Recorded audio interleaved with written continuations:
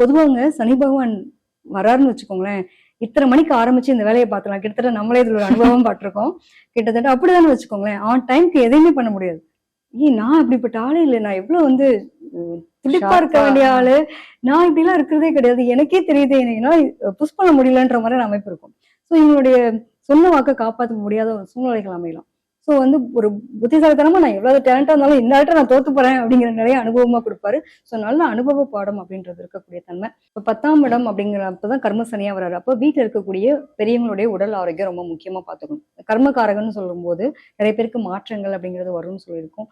செய்யக்கூடிய வேலைகள்ல மாற்றங்கள் இந்த மாதிரி அமைப்பு, அதாவது கர்ம தீக்கிறதுக்கான அமைப்புன்ற மாதிரியான ஒரு நிலைன்றப்போ அதை புரிஞ்சுக்கணும். வீட்டில் பெரியவங்க உடம்பு இல்லைன்னா இமீடியட்டா ஹாஸ்பிட்டல் கூட்டு போயிடணும். இதெல்லாம் பார்த்துக்கலாம் அப்படின்ற மாதிரி லேசியா இருக்கக்கூடாது.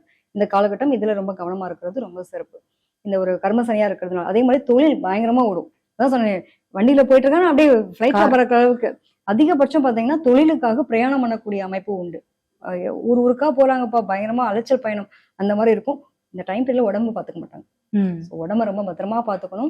ஹெல்த்ல வந்து என்ன தேவையில்லை அப்படிங்கிற மாதிரி இவங்களுக்கான உணவு முறைகள் கட்டுப்பாடுகள் கரெக்டா ஃபாலோ பண்ணாங்கன்னா பிரச்சனை இல்லை. இல்லைன்னா கர்மக்காரகனா இருக்கக்கூடிய சனிபவம் ஃபர்ஸ்ட் முதல்ல இவங்களதான் பதம் பார்ப்பாங்க.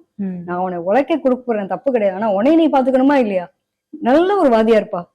அதே மாதிரி இந்த டைம் ஆஃப் பீரியட்ல இவங்க எல்லாம் கண்டிப்பா குலதெய்வ கோயில் போயிட்டு வரும். வருஷத்துல ராசிக்காரர்கள் நிச்சயமா எல்லா ராசிக்காரங்களுக்குமே நான் சொல்ற முதல் விஷயம் என்னன்னா, சனி பகவான் அப்படின்னு எடுத்தாலும் நம்மளுடைய முன்னோர்கள் தான் சனி பகவானா இருப்பாங்க.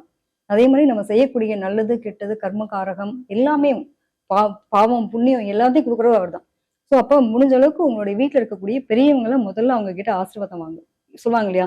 பெரியவங்க வாயில விழுவாத சொல்லுவாங்க, நம்ம பழமொழி சொல்லுவாங்க. என்ன காரணம் அப்படின்னா, அவங்க ஒரு வார்த்தை செபிச்சாங்க அப்படின்னா அது அப்படின்னு ஒரு லைஃப்ல நடக்கும். அப்படிங்கிறனால பெரியவங்களை பார்த்துக்கோங்க. ஸோ இவங்கெல்லாம் பார்த்தீங்க அப்படின்னா ஊனமுற்றவங்களுக்கு உதவி பண்றது ரொம்ப சிறப்பு. அதே மாதிரி மதுரை மீனாட்சி அம்மன் கோயில் போயிட்டு வந்தாங்கன்னா நிறைய படிக்காத குழந்தைங்க லவ்ல சக்சஸ் ஆகலை அப்படின்னாலும் சரி, அதே மாதிரி நிலம் பூமி பிரச்சனை இருக்குன்னாலும் சரி, குடும்ப ஒற்றுமை அப்படின்னு வேணும்னாலும் சரி, கணவன் மனைவிக்குள்ள ஒரு நல்ல ஒரு புரிதல் வேணும். ஒய்ஃப் வந்து எப்ப பாரு பிஸியாவே இருக்காங்க, வீட்டை கண்டுக்கிறதே இல்லை, ஹஸ்பண்ட் கோவமா வர்றதா, ஹஸ்பண்ட் எப்ப பாரு நான் ஷிஃப்ட் அது இதுன்னு போயிட்டு 1க்கு 2 வேலை பார்த்துட்டு இருக்காருங்க, எங்களை கண்டுக்கிறதுல எல்லா பொறுப்பும் ஏன் தலையில. இதெல்லாம் சரியாகணும்னு நினைச்சீங்கன்னா மதுரை மீனாட்சி அம்மன் வழிபாடு எடுத்துக்கோங்க, ரொம்ப சிறப்பு.